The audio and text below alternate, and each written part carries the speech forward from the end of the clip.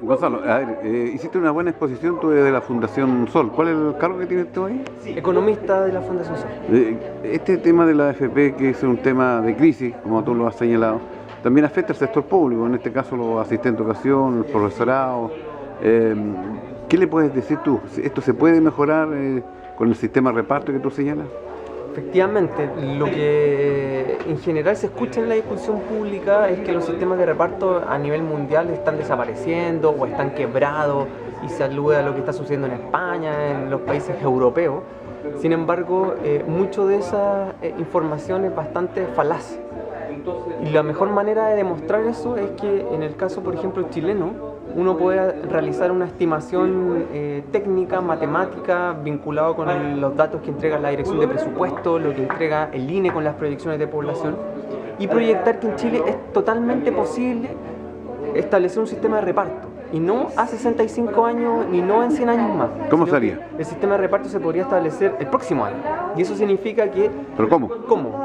Por ejemplo, todos los aportes que realizan los asistentes sociales, que realicen todos los trabajadores que están cotizando actualmente a la AFP, toda esa plata, en vez de ir a las AFP, debería ir a un instituto centralizado, que podría ser, por ejemplo, el IPS, por ejemplo, que lo administra el Estado.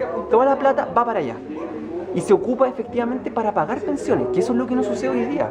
Hoy día la plata se ocupa para ponerla en grupos económicos y que esos grupos capitalicen la plata y crezcan. Por ejemplo, la Torre Cencosud en Santiago, etcétera. Van capitalizándose. No se ocupa para pagar pensiones. ¿Quién debería regular si dirían los políticos entonces aquello? Exacto, porque es una decisión política. Entonces, que la plata se ocupe para pagar pensiones, y entonces, ¿qué es lo que uno puede proyectar? Es que el sistema de reparto así concebido, con un aporte también del Estado, a través del fondo de reserva, que es un aporte que entregaría el Estado, permitiría que en Chile existiera una tasa de reemplazo del 70%. Si usted gana 400.000 pesos, su pensión debería ser 280.000 pesos. El 70% de su sueldo. Está muy lejos de poder cumplir un sueño, porque sería un sueño para muchos trabajadores del país.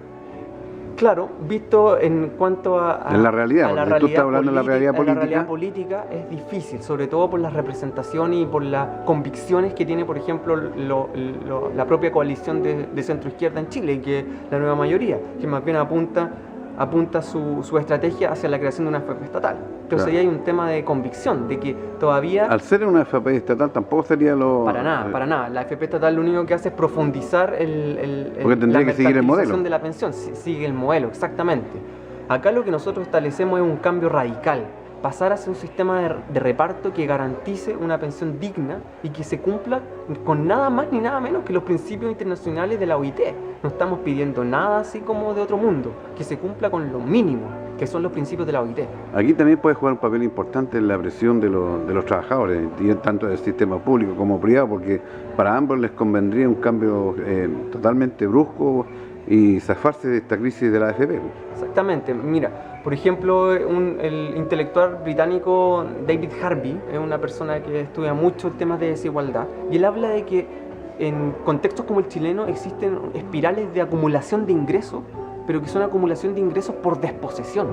Es decir, existen unos pocos, unos ricos que ganan a costa, de, por ejemplo, del infravalor del trabajo de otros. En Chile eso es totalmente notable. En Chile el 1% más rico gana por persona al mes mucho más de 80 millones de pesos, el 1% más rico.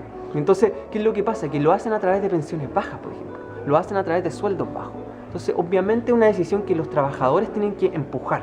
Estos paradigmas, ¿quién los pueden cambiar? Bueno, ya decíamos, los políticos por un lado va a ser muy difícil porque con ellos financia sus campañas.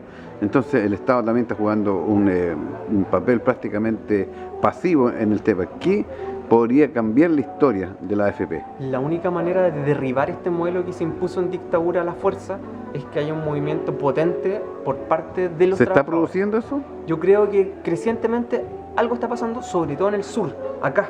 Sobre todo lo que está pasando en Concepción, en Valdivia, en esta zona, donde los trabajadores cada vez se organizan más en pequeñas coordinadoras, no más AFP, y que eso también está generando mucha más conciencia a nivel de las bases. Y no tan solo los trabajadores, también conciencia de los estudiantes, y solo un movimiento masivo puede cambiar esto. Aquí está la posibilidad en esta nota, que la vamos a tirar por supuesto en las redes sociales. El sector de educación cubre, como tú sabes, tanto el profesorado como asistente de educación, administrativo, y que pueden ser los que pueden vocificar de que el tema de la FP le está afectando mucho y que tiene que haber un cambio, y para ese cambio tiene que haber una presión. Exactamente, sin lucha es muy difícil de que en este caso los poderes fácticos vayan no vayan a dejar de funcionar. En Chile las pensiones más bien es una especie de tesoro que tienen los grupos económicos, y hay que entenderlo así. ¿Cuál sería el llamado que le darías tú al sector público, sobre todo al asistente de educación, que son 135.000 en el país? O sea, el llamado efectivo es que ojalá puedan participar crecientemente, se puedan informar mucho más, y que tengan la confianza, tengan por lo tanto la convicción de que en Chile técnicamente es posible un sistema de reparto. Se puede. Se puede. La decisión no es técnica, porque se puede, los números dan. No es caso que tenga que haber una nueva reforma tributaria, no creo. Claro, ni siquiera. Porque tú decís que había fondos acumulados que no se están ocupando. Exactamente. ¿Cuáles son esos fondos? Existe un fondo de reserva de las pensiones, que son cerca de 7.500 millones de dólares, que se puso en el año 2006, se creó. Y ese fondo de reserva de las pensiones se están acumulando en el extranjero. No se capitalizan en empresas acá en Chile, se están en el extranjero. Y ese fondo es lo que permitiría darle... ¿Es como el FUT?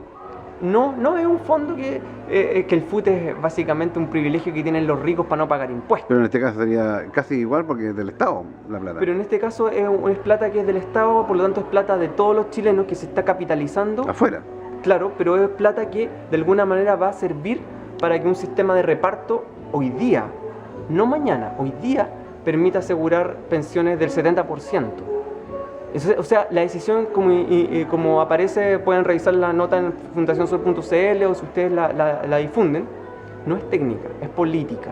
Y aquí, para equilibrar las fuerzas políticas, obviamente el movimiento de los trabajadores, los asistentes de la educación, el movimiento de los estudiantes, tienen que empujar esos cambios. Si no, esos cambios no van a llegar. Muy gentil, ¿eh?